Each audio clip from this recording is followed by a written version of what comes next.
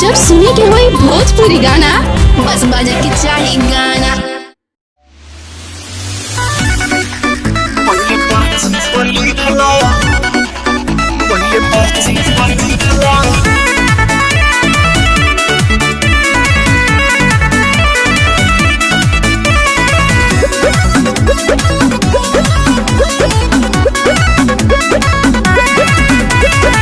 छुट गइला हमका सैली जी का कही पड़ल याद।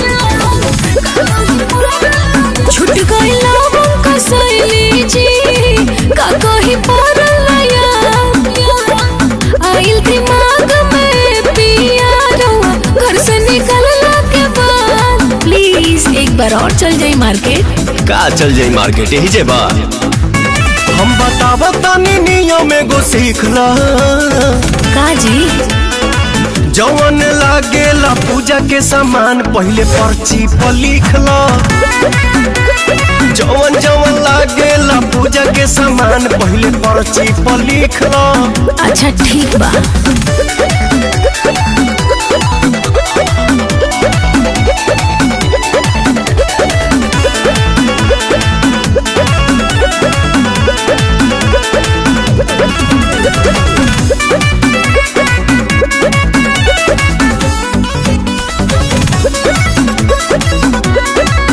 हम पहिला बेकोरा तानी नवरात हो।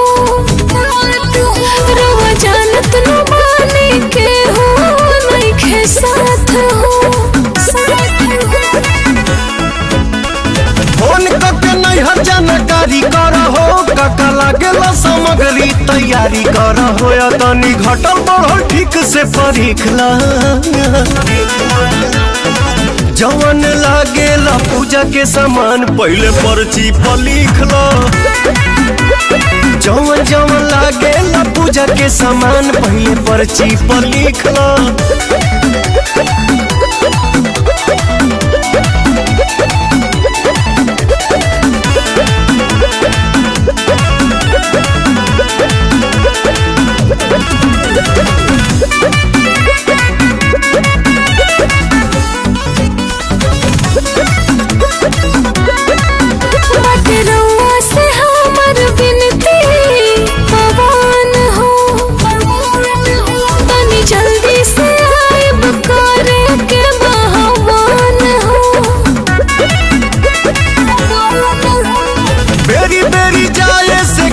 बरता बाकी भक्ति के दिल में एगो दीप जरता। दुर्गा माई से बुद्धि के भीखला।